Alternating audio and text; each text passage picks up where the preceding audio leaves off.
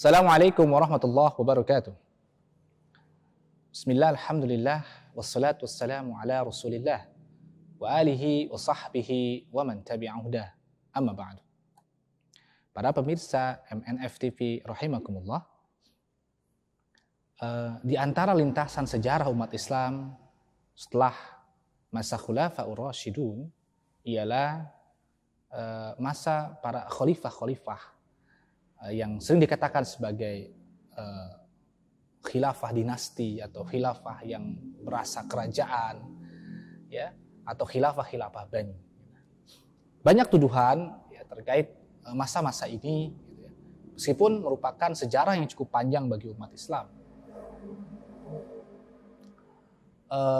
Bahkan ada yang mengatakan bahwa masa kepemimpinan Islam atau mungkin disebut dengan khilafah itu sudah berakhir setelah masa Khulafaur Rasyidun.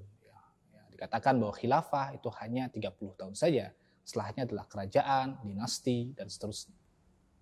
Bahkan ada yang menarasikan apalagi khilafah Umayyah katanya. Itu adalah khilafah yang penuh kezoliman, kekejaman, yang penuh tumpah darah, ya, tidak baik terhadap rakyatnya, dan seterusnya. Gitu.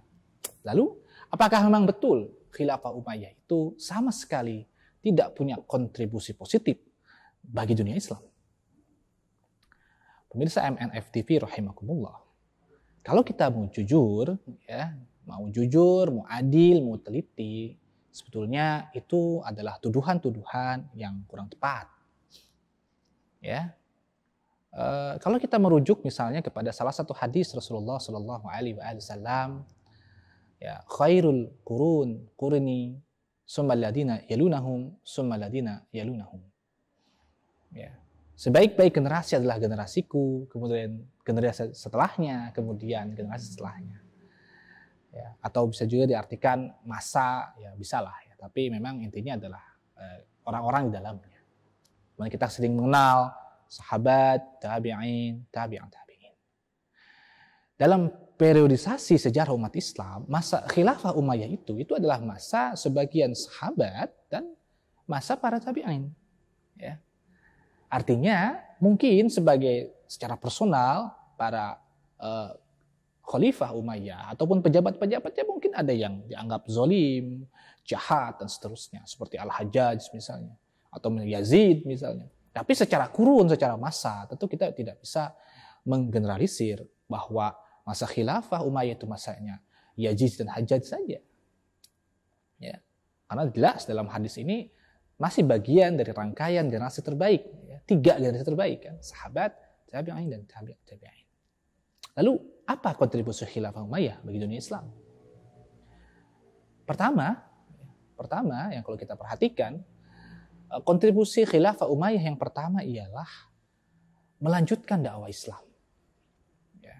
Ini sebetulnya harus diakui bahwa Islam tersebar luas pasca Khulafaur Rasyidun sampai ke batas-batas terjauh yang boleh dikatakan hampir tidak bertambah lagi secara besar-besaran, ya, di masa-masa setelahnya. Meskipun mungkin nanti ada masa-masa penambahan lagi di masa-masa yang lain, tapi boleh dikatakan penambahan ini sulit ditandingi di masa-masa setelahnya. Karena pada masa Khilafah Umayyah, wilayah Islam, tentu sekali lagi bukan sekedar wilayahnya, tapi juga artinya menunjukkan penduduk di sana pun berbondong-bondong masuk Islam. Itu sangat luar biasa di masa Khilafah Umayyah. Ya. Batas baratnya sampai ke Andalusia, atau lebih dikenal mungkin hari ini Spanyol atau Portugis, ya, Portugal. Bahkan bukan hanya itu, sampai ke Perancis Selatan, karena wilayah pada saat itu futuhat sampai ke Tours di Perancis. Ya, dekat-dekatlah ke Paris gitu. Meskipun memang terjadi tragedi, ya, kekalahan yang luar biasa, Balad Syuhada, tapi artinya wilayah Islam bukan hanya sampai di wilayah hari ini dikenal dengan Spanyol, tapi juga ke Perancis Selatan. Batas tipunnya sampai mana? Batas tipunnya sampai ke India dan Cina. Ya. Orang hari ini membicarakan tentang Uiguristan atau Turkistan Timur atau Xinjiang. Itu adalah wilayah yang masuk Islam pada masa Khilafah Umayyah. Ya. Turkistan, ya, baik barat ataupun timur, ya, atau dalam hal ini Kashgar, itu memang dibebaskan pada masa Khilafah Umayyah. Gitu. Bahkan sebetulnya itu bisa lanjut ke Cina sebetulnya, tapi Kaisar Cina akhirnya meminta keringanan, ya, mengadakan gencatan senjata, pada akhirnya kemudian Futuhat berhenti di sana. India ya sampai ke wilayah Sind, ya wal Hind, yang mungkin hari ini masuk ke wilayah-wilayah negeri India, atau lebih tepatnya hari ini menjadi wilayah-wilayah Pakistan hari ini. Ya, itu terjadi di masa Khilafah Umayyah. Belum lagi kemudian mengokohkan wilayah-wilayah yang sebelumnya ada, gitu ya. Ini artinya wilayah Islam semakin meluas. Ya, dan semakin multi bangsa, semakin multi etnis, ya tentu dengan beragam kepercayaan sebelumnya. Ya, nah ini kontribusi dunia Islam kepada dunia Islam ya yang pertama. Segala yang dicapai generasi setelahnya itu tentu ya berkaitan dengan futuhat yang dilakukan oleh Bani Umayyah tersebut. Ini yang pertama. Apalagi kontribusi Khilafah Umayyah bagi dunia Islam. Yang kedua adalah Khilafah Umayyah itu berhasil memandirikan kaum muslimin dalam segala hal ya dari ketergantungan kepada orang-orang kafir. Bahkan hatta dalam urusan keuangan dan administrasi negara, yang sebetulnya itu adalah masalah-masalah teknis yang boleh saja sebetulnya orang kafir membantu sebetulnya, tapi betul-betul dimandirikan. Itu dengan upaya Arabisasi diwan, ya, Arabisasi administrasi negara dan administrasi keuangan yang sebelumnya dipegang oleh orang-orang kafir. Ya, maka dicetaklah dinar dan dirham Islam yang dulu sebelumnya dinar masih mengacu kepada orang-orang Romawi, dirham kepada orang-orang Persia, catatan pun administrasi atau diwan pun demikian, gitu ya. Atau di Arabisasi sehingga dikatakan ya orang-orang kafir zimmi saat itu mengatakan ya sungguh kurang lebih ya bahwa Umayyah ini telah memutus ya pengaruh mereka, ya betul-betul memutus. Gitu. Ya sehingga kaum muslimin sudah punya sistem bahkan yang ke teknis mata uang dan administrasi negara yang sangat mandiri dari campur tangan orang-orang kafir sekalipun itulah kafir zimmi. Gitu. Tentu ini berbeda dengan hari ini ketika hari ini ya banyak kaum muslimin berbondong-bondong ya meminta persetujuan dari orang-orang kafir yang jelas-jelas adalah kafir harbi gitu. Nah, ini sangat berbeda gitu. Nah, ini kontribusi yang kedua. Kontribusi ketiga kalau kita lihat di masa Khilafah Umayyah itu terjadi gerakan ilmu dan pemikiran yang luas. Kalau dikatakan dasar-dasar sakofah Islam, dasar-dasar pengetahuan Islam itu banyak digagas, disusun ya di masa Khilafah Umayyah ini. Ya. Apakah di situ ada peran dari para khalifah dan pejabatnya? Ya ada jelas. Ya. Hatta bagi kontribusi itu dilakukan oleh orang-orang semacam Hajjaj. Ya. Kita tahu bahwa Hajjaj memang ya zalim, ya terutama kepada lawan-lawan politiknya. Ya. Memang begitu. Ya. Terlepas demikian, bahwa Al-Quran hari ini bisa dibaca orang-orang ajam itu ada campur tangan para penguasa Bani Umayyah gitu. Karena dulu Al-Quran itu dalam bentuk yang sulit dibaca bagi orang ajam, tanpa titik, tanpa syakal. Di masa Umayyah lah kemudian digagas namanya titik-titik, ya, baik titik baca maupun titik huruf. Ya, saat itu belum ada syakal, jadi syakalnya masih dalam bentuk titik. Tapi artinya ada upaya untuk kemudian memudahkan orang-orang ajam membaca Al-Quran. Gitu.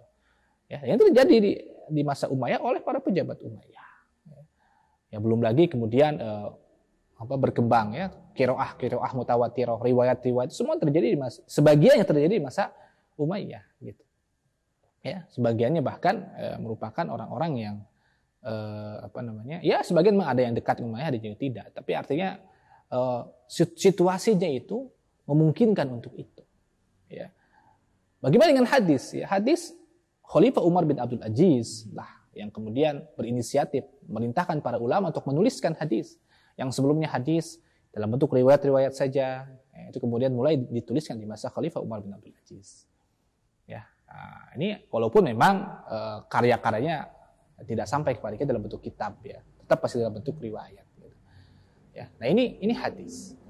Ya, bahasa Arab berkembang pula, ya. Makanya nanti dasar-dasar bahasa Arab, ya, nahwu, shorof dan sebagainya. Bahkan Umayyah itu termasuk boleh dikatakan ya negara Arab. Artinya negara Arab itu bukan bangsa, tapi negara yang memang menjadikan bahasa Arab sebagai bahasa resmi negara dan masyarakat, sehingga seluruh wilayah yang tadi ditaklukkan tadi, yang dibebaskan tadi, semuanya terarabisasi. Banyak ahli-ahli bahasa Arab muncul di wilayah-wilayah yang dibebaskan tersebut. Ya, pejabat-pejabat itu disertifikasinya itu dengan bahasa Arab diantaranya. Bagaimana bahasa Arab terjaga dan bahasa Arab adalah bahasa agama, bahasa Al-Quran, hadis. Ya, bagaimana i'rab ini menjadi i'rab, ya, balaghah dan sebagainya itu menjadi sesuatu yang sangat dijaga betul, ya para penguasa Bani Umayyah pada saat itu. Ya. Nah itu diantara kontribusi, ya, khilafah Umayyah di dunia Islam. Artinya bagaimana menjaga keilmuan Islam, bukan hanya sekedar berkuasa, ya, memerintah orang sebagainya, tidak, tapi juga bagaimana menaruh perhatian terhadap ilmu keislaman. Dan itu langsung memang disponsori lah, kita katakan demikian, ya, bahkan diinisiasi oleh para pejabat Bani Umayyah. Gitu. Terlepas sekali lagi dengan berbagai kekurangan yang ada. Gitu. Ya. Apakah ada kontribusi lain? Ya tentu ada. Ya.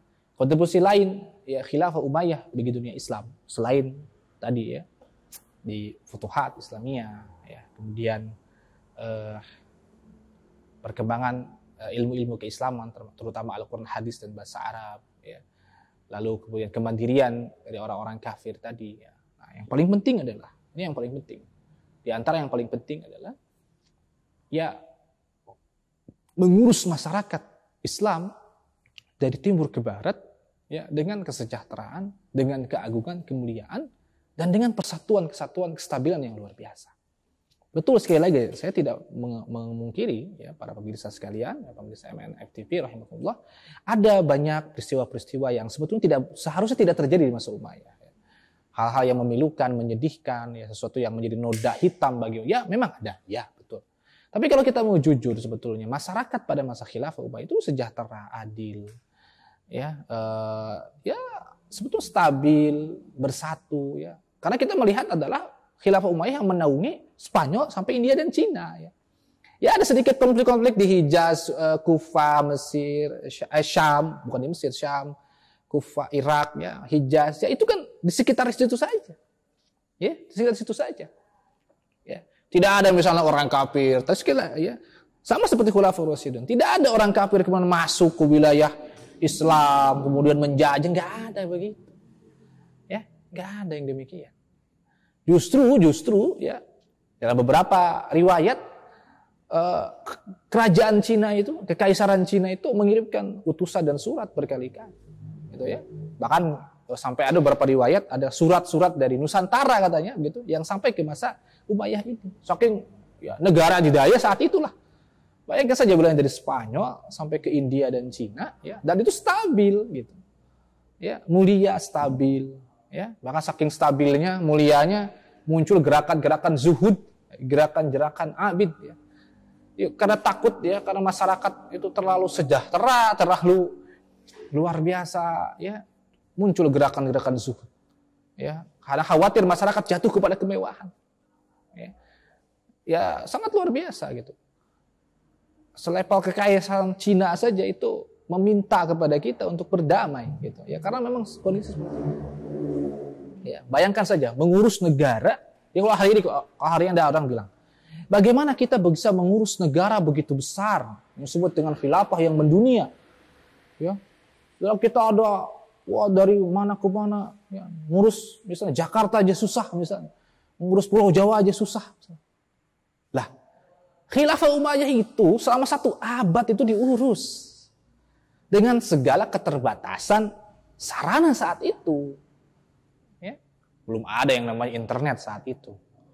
Ya, kendaraan paling jauh itu, ya, menggunakan unta dan kuda. Ya. Ya, surat paling banter kan lewat kurir, ya, utusan atau surat. Tapi, ya, semua tunduk kepada Damaskus, semuanya secara keseluruhan. Hanya di masa-masa akhir saja kemudian ada mulai, ya, beberapa masalah, kemudian akhirnya terjadi perpecahan. Itu kan di masa akhir, ketika Umayyah memang sudah lemah. Nah, itu pun digoyang oleh kekuatan yang lain. Tapi secara umum itu pun juga tidak terlalu signifikan. Tapi yang jelas wilayah itu tetap bersatu dalam satu naungan Islam, ya, tidak dengan berbagai bangsa dan sukunya, ya, latar belakang agama dan kepercayaan sebelumnya. Ya, dan berbagai bahasa sebelumnya. Bayangin saja, terjadi peleburan luar biasa, suku, bangsa, bahasa, keyakinan dan seterusnya. Dan sekali lagi mereka tidak lagi terbedakan. Bahkan kalau kita lihat di literatur orang-orang Barat ketika menceritakan Umayyah itu udah nggak bisa bedain lagi mana orang Arab, orang Persia, mana orang, nggak ada, pokoknya bangsa Arab, begitu. Ya, bangsa Arab saja disebutnya. Ya, karena saking tidak bisa dibedakan mana orang Arab mana bukan gitu. Meskipun mungkin asalnya orang Arab seterusnya, tapi di masa Umayyah ini semua terlibat. Ya contoh misalnya Andalusia itu kan dibebaskan bukan oleh orang-orang Arab, tapi oleh orang-orang barbar. Ya, orang-orang Afrika Utara. Ya. Dan itu kemudian terarabisasi tetap gitu ya, sampai nanti kita bisa melihat banyak ulama-ulama ahli termasuk ahli bahasa Arab, ahli macam-macam itu dari Andalusia. Ya Andalusia sekarang kan orang-orang Eropa gitu. Ya, termasuk orang-orang Khurasan hari ini, Afghanistan ya, Iran, Persia dan seterusnya.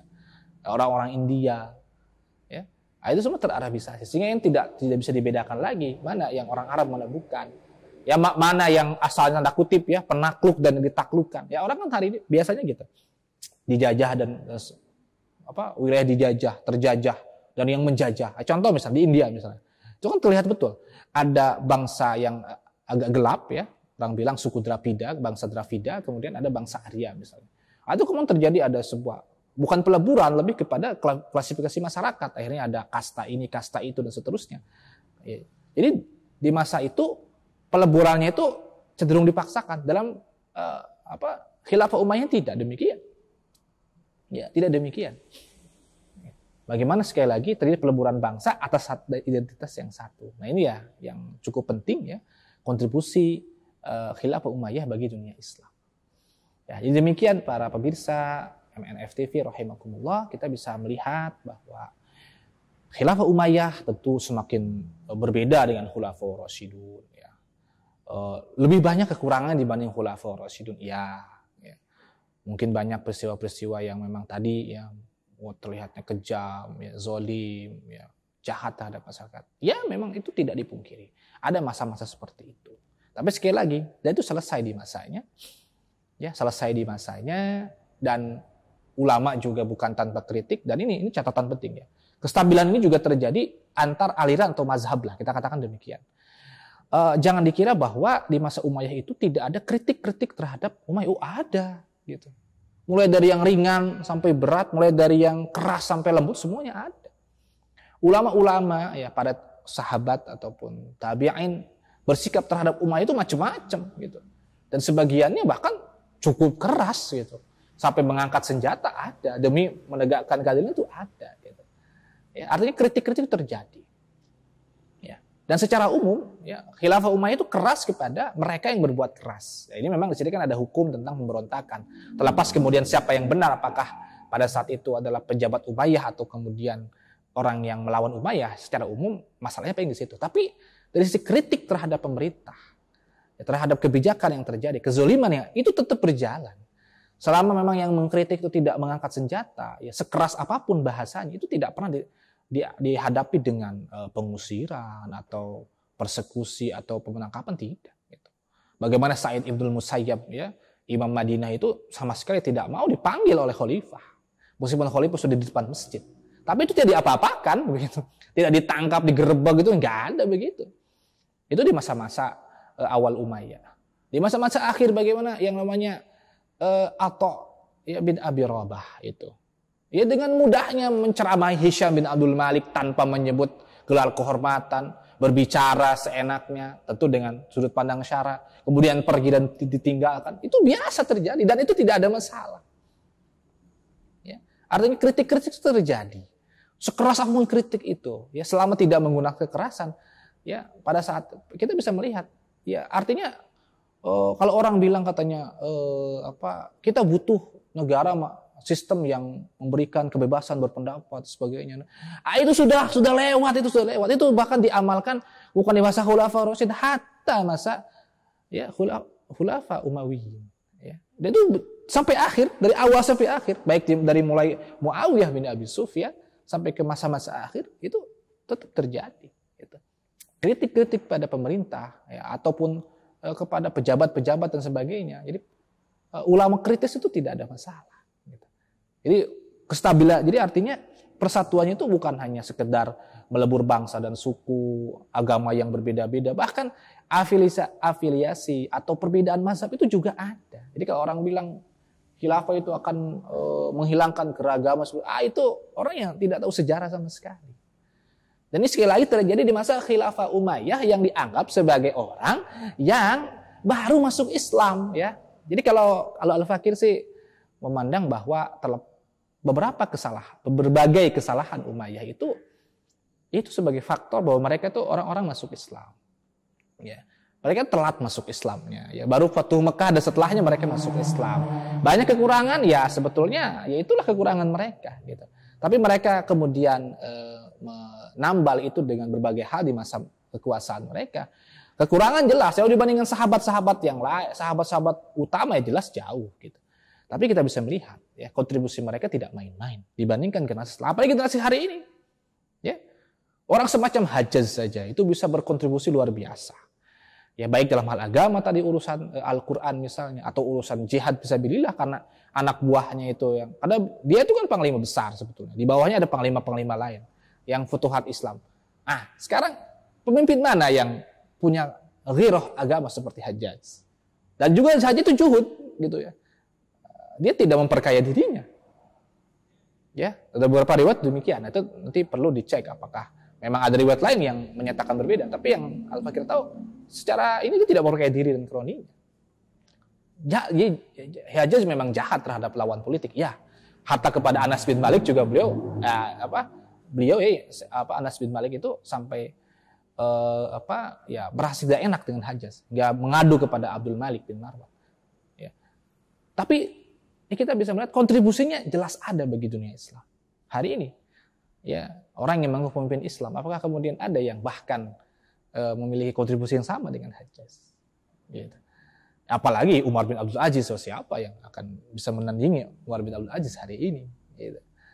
Ya, nah ini perlu jadi renungan bagi kita semua, ya, bahwa ya sejelek-jelek masa khilafah Umayyah jauh lebih baik dibanding kondisi-kondisi setelahnya, apalagi hari ini. Gitu.